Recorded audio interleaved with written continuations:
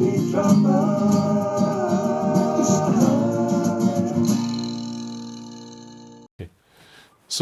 we're back in the whisky study in Avonbridge. It's the Crafty Drammers again, and we promised you a short podcast about a very good favourite of Willie's, and something that I found a bit distasteful, but not quite as distasteful as sitting with Mo Johnston here in his Scotland top. Scotland don't win that often, so 80-0, Scotland won. I'm making the most of it. Well, you do that. So, and what are we making the most of, whisky-wise, Willie? What are you forcing down my throat? Well, Gordon, it's a very famous single malt. It's one of Diageo's classic malts, and it's Talisker from the Isle of Skye. Talisker 10. There are variations of this, many variations of it, but this is the standard issue bottling. It's bottled at 45.8% Good. ABV. So that's a good healthy level of alcohol. It is probably chill filtered, I would say, and probably has colouring added, but in my experience that has made no difference at all, and it's one of my favourites. Gordon, I've already poured you a very small well, you'll need to pour me another one in due course. So what we're going to do is we're going to have a little taste, and it's good of Willie to bring this up because, you know, one has to broaden one's horizons, and my lasting memory of Talisker is from a long time ago, because it's obviously I'm not going to buy something that I didn't think was all that magic. However, I'm open-minded now that I'm a bit older and hopefully a little bit wiser and a little bit drunker perhaps, and see what I think. And with the benefit of our time in Speyside, it's not how it looks, it's how it smells and how it tastes that's important. But, you know, we learned all about this, and there are... Giving it a shake, looking at the bubbles we were told to do. There are still bubbles there. Yeah. There's a healthy viscosity around it, and I'm enjoying... There's a smell of, well, it's red apples, it's forest fruits, and it's... Smoke, wood smoke undertones. Not too strong, not as strong as I remember, actually. No, it's very pleasant, it looks lovely, so...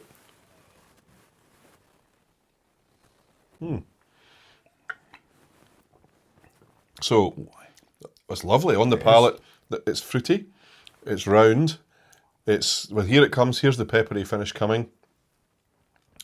And it doesn't have what I expected, and I'm pleased to say, and I was worried about, it doesn't have that long, lingering, I've been soaking on a piece of coal finish. It doesn't have that at all, which is what I was expecting, and I'm pleased to see it's not there. But there is just a little bit of smoke, which is rather nice, actually. Yeah, it's a whisky of contrast, I would say. There's the smoke, but there's also the sweetness, and as you say, Gordon, there's that pepperiness at the end, which stays in your mouth for quite a while. It's good, actually. It's good because what you're hoping for in a whisky of this vintage, you know, and with this pedigree, is something that you're going to have and enjoy. It's not just going over and it's done. And, you know, we're getting a little bit back from it here. Yeah.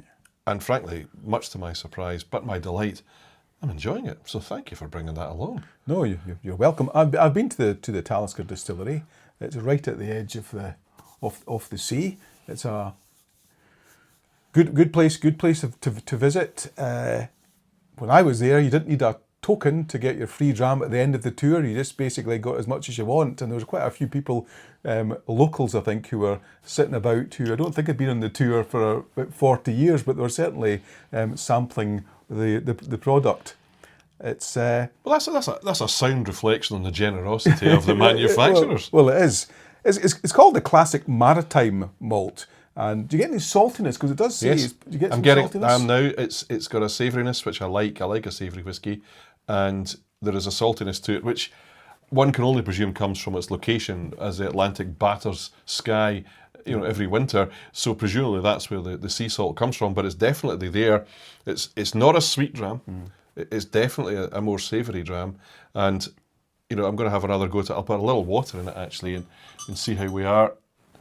This is Gordon's dad's whisky jug, which, look at the size of that. Well, one of our viewers had asked me about the whisky jug and indicated that it looked like someone who was a man of great generosity. And of course, my dad, Sandy, he was a man of generosity. And when you turned up for a whisky or a drink with him, you got a glass like this. and the whisky went up to here, just about the top, and that was it. That's your whisky for the night. And then you got a big jug of water like that, and you diluted it as the evening went on, and that was your lot. It's a sound way to drink whisky. It's, of course, not the way we appreciate whisky, but it is a good way to enjoy whisky. Yes. And of course, the two we've discussed are slightly distinct. But to the person who contacted us to discuss the jug, you're more than welcome to come and drink my water. I'm not promising a dram. So, Gordon, have I changed your mind then about this whisky that you thought you disliked? You have, and I cut short. You have. I'm really enjoying it. I love the viscosity of it. I love the mouthfeel of it. I'm enjoying the aftertaste. The pepperiness goes and leaves you with this lovely. Yeah. It's almost sweet at the end. So you get the salty taste, and then you get the smoke. And now what I'm getting, having had a bit of a break, is a sweetness which comes from the forest fruits, I suspect. Yeah. It sounds almost like I was right and that you were wrong, but correct. Let's not go that far. You might well be right. I have to say though, you have turned my head. Yeah. To be fair, where the crafty drammers are concerned, we are still searching for the bad whisky.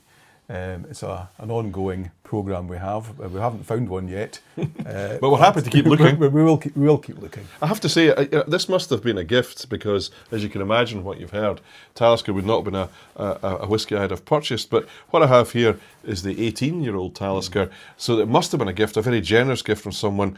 And I was going to say, I might open it for a while, but maybe I'll just keep it for myself now. Yeah, well, the Talisker 18, I've had that before. It's not as robust, I would say, as the standard Talisker 10. It's not as wood smoky.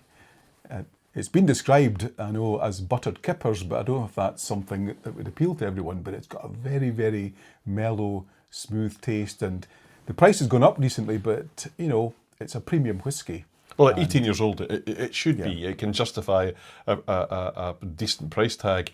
Because they've been looking after it for so long. But buttered kippers would do me, actually. It's one of your healthier aspects of your diet is to have some omega-3. Yeah. So if there's omega-3 in it as well, that will save me having kippers for my breakfast. I can just have a large 18-year-old Talisker. Or is that not how it works? No, well, and I should say that if you are drinking Talisker, don't follow Gordon's dad's advice with filling it right up to there and knocking it back. Not if you're driving anyway, and not on a regular basis.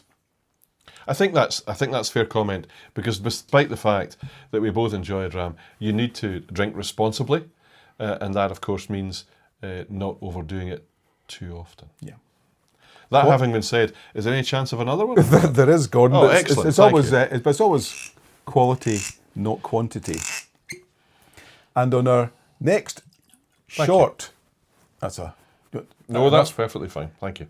On our next short, Gordon, I'm hoping, will be testing me out with a whisky which I haven't tried for many years, and because I didn't really like it very, very much. But perhaps my taste buds have changed over the years, and we'll find out on the next occasion. I'm sure you will. It's called Moonshine, and I've been distilling it out the back. Don't tell HMRC. But we'll tell you what it is on the next short video from the Crafty Drammers, so join us then. In the meantime, cheers. Cheers. The Crafty Drammers.